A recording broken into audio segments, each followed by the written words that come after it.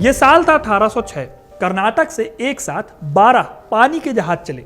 इस जहाज में 300 से भी ज्यादा लोग सवार थे। ये सारे लोग एक ही परिवार के थे और हमेशा के लिए कर्नाटक को छोड़कर जा रहे थे। जहाज में बहुत सारा सोना चांदी, पैसा और हीरे जवाहरात थे। ये जहाज कलकत्ता जा रहे थे। हैरानी की बात है दोस्तों कि इन 300 लोगों में से किसी ने भी कभी भी कलकत्ता को नहीं देखा था, लेकिन फिर भी वो एक अनजान शहर में जाने को मजबूर थे, जहां की ना तो वो भाषा जानते थे और ना ही वहां के किसी शख्स को। ये लोग कोई आम लोग नहीं थे, बल्कि भारत के एक बड़ी रियासत के सुल्तान के परिवार वाले थे। ये वो सुल्तान था जिसने अंग्रेजों को कई मर्तबा धूल चटाई थी और फिर जंग के मैदान में शहीद हो गया था। मैं बात कर रहा हूं टीपू सुल्तान की, जिनके बेटों को अपने पूरे परिवार के साथ मैसूर छोड़कर कलकत्ता जाना पड़ गया था। एक ऐसा शहर जहां खुद कभी टीपू सुल्तान भी नहीं गया था।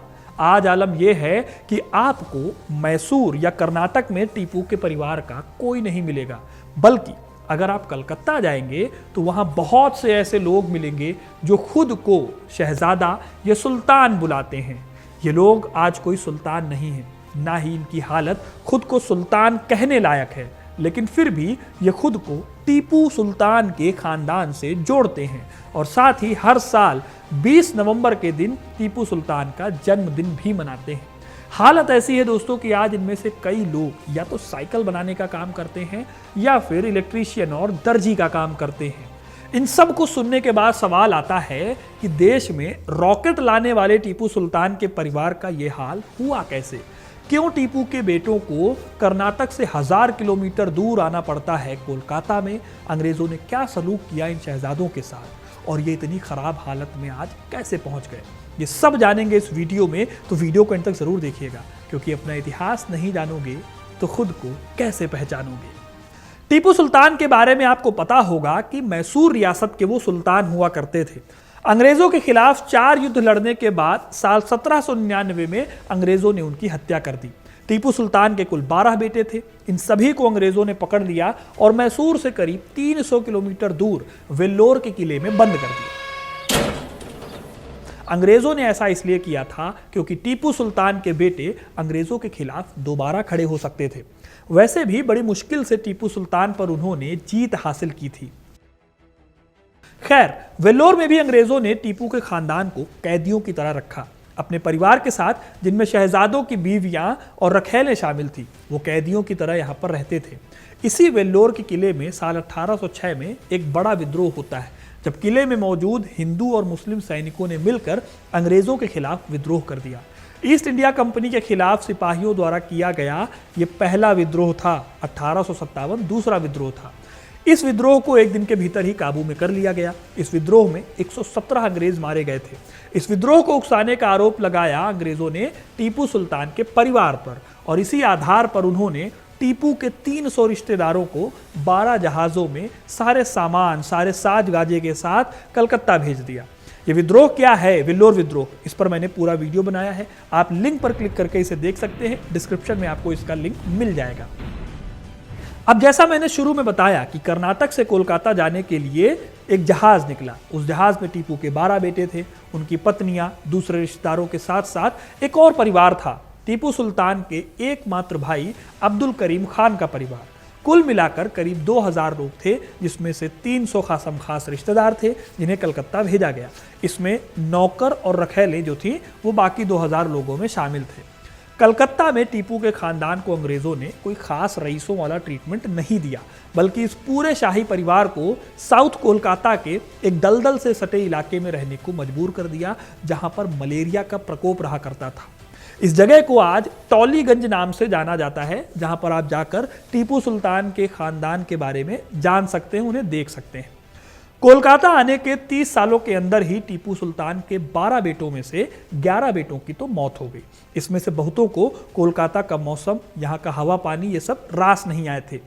टीपू सुल्तान के सबसे बड़े बेटे प्रिंस हैदर को पहले ही अंग्रेजों ने पकड़ लिया था। फिर प्रिंस अब्दुल खालेक की कलकत्ता पहुंचने से पहले ही मौत हो गई थी।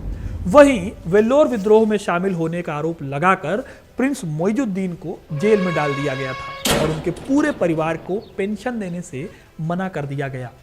ठीक ऐसे ही टीपू सुल्तान के तीसरे बेटे प्रिंस मोबियुद्दीन ने खुद की जान ले ली थी। इन 12 लोगों में से सिर्फ एक राजकुमार गुलाम मोहम्मद ही जीवित बचे और उनके साथ ही एक और बेटे मुनिरुद्दीन के वंशजों ने टीपू के खानदान को आगे चलकर जीवित रखा।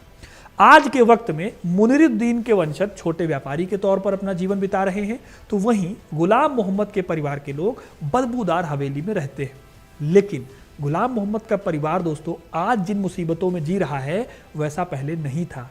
इनफैक्ट एक टाइम पर गुलाम मोहम्मद की अच्छी खासी रसूख हुआ करती थी बंगाल में। अपने article exile in Calcutta the descendants of Tipu Sultan में बन्नी गुप्ता और जया चालिहा बताते हैं कि जब गुलाम मोहम्मद कोलकाता आए थे तब वो सिर्फ 11 साल के थे, लेकिन 1872 आते आते उन्होंने अंग्रेजों की दी हुई पेंशन को बहुत अच्छे से सोच समझकर इस्तेमाल करते हुए एक बहुत बड़ी संपत्ति खड़ी कर ली थी। इतिहासकार है पी थंकप्पन नायर। उनके हिसाब से टॉलीगंज क्लब के मैदान की 60 एकड़ जमीन अभी भी टीपू सुल्तान के वंशजों के स्वामित्व में है। कुछ इतिहासकारों का दावा है कि कलकत्ता का मशहूर रॉयल गोल्फ क्लब का मैदान टीपू सुल्तान के वंशजों का था, जिसे कानूनी लड़ाई में टीपू के वंशजों ने खो दिया। इस तरह से टॉलीगंज क्लब, टॉलीगंज में एक इमाम बाड़ा, शाही मस्जिद, चेतला में मैसूर हाउस जो आज खंडर हो गया है, ये सब गुलाम मोहम्मद की प्रॉपर्टी हुआ करती थी। लेकिन 1874 में उनकी मृत्यु हुई, जिसके बाद उनकी प्रॉपर्टी को लेकर परिवार में झगड़े बढ़ने लगे। आखिर में लंबे समय तक चल रहे इस विवाद को खत्म करने के लिए कलकत्ता हाईकोर्ट द्वारा एक कमेटी बनाई गई। इस कमेटी ने गुलाम मोहम्मद की प्रॉपर्टी को एक ट्रस्ट बनाकर उसका वक्फ करके उसे हवाले कर दिया वक्फ बोर्ड के। इस ट्रस्ट की देखरेख करने का काम उनके बेटे हैदर अली को मिला, जिन्हें इस प्रॉपर्टी की देखभाल करने के लिए 1200 रुपए मिला करते थे। ये वो दौर था दोस्तों जब टीपू के वंशज नगर पालिका पार्षद हुआ करते थे और कोलकाता में शांति के प्रचारक होते थे। लेकिन आगे चलकर उनके वंशज ये जिम्मेदारियां संभाल नहीं पाए और तेजी से गर्त में चले गए। साल 1983 तक गुलाम मोहम्मद के बेटे हैदर अली ने गुलाम मोहम्मद की प्रॉपर्टी को संभाला। उनकी मृत्यु के बाद उनके बेटे आसिफ अली को इस प्रॉपर्टी की देखरेख के लिए मुतवल्ली बनाया गया। मुतवल्ली मतलब देखरेख करने वाला। लेकिन उन्होंने भी इस प्रॉपर्टी की देखरेख नहीं की। लखनऊ यूनिवर्सिटी से पढ़ाई करने वाले आसिफ अली कुछ दिन कोलकाता में रहे, फिर भागकर लखनऊ आ गए क्योंकि उनसे वो प्रॉपर्टी संभाली नहीं जा रही थी। उनकी 2 पत्नियां थीं और मौत के बाद ये दोनों पत्नियां टॉलीगंज की हवेली में रहना शुरू कर दिया उन्होंने, और आज ये बिल्कुल खंडहर हो चुकी है हवेली। इस हवेली में रहने वाले किराएदारों के पैसों से आज टीपू सुल्तान के वंशजों का गुजारा होता है। आगे चलकर जो प्रॉपर्टी वक्फ हुई उससे इनका कंट्रोल छूट गया। आज अगर आप देखें तो टीपू सुल्तान के कुछ वंशज शहर में रहते हैं, इसमें से ज्यादातर गरीबी में जी रहे हैं क्योंकि एक वक्त पर बेहद अमीर रहे गुलाम मोहम्मद, वक्फ स्टेट पर उनका कंट्रोल अब खत्म हो गया।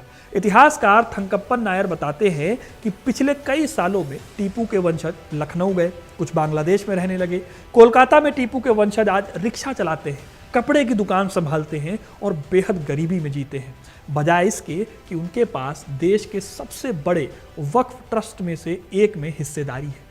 इनके वंशजों में कुछ लोग कलकत्ता के टॉलीगंज इलाके में एक खस्ता हाल 2 मंजिला झोपड़ी में रहते हैं। ये जगह गंदी है और नालियों से घिरी हुई है, एक रेड लाइट एरिया से सटी हुई भी है। टीपू सुल्तान के 7वें वंशज प्रिंस अनवर अली और उनका परिवार रिक्शा चलाने को आज मजबूर है। इस तरह अगर आप देखें, एक बेहद ताकतवर सुल्तान का परिवार आज गरीबी और तंगी में अपनी गुजर बसर कर रहा है। उन्हें साइकिल की ट्यूब की मरम्मत करते या सिटी ऑफ जॉय की गलियों में नाई के रूप में काम करते हुए पाया जा सकता है। हालांकि उनकी गरीबी उन्हें मैसूर के शेर टीपू सुल्तान का जन्मदिन मनाने से नहीं रोकती। वो आज भी टीपू सुल्तान का जन्मदिन जरूर मनाते हैं, वो चाहे जितनी ही मुफलिसी में क्यों ना जी रहे हो। तो दोस्तों ये थी कहानी कि टीपू सुल्तान के बाद उनके परिवार का क्या हुआ।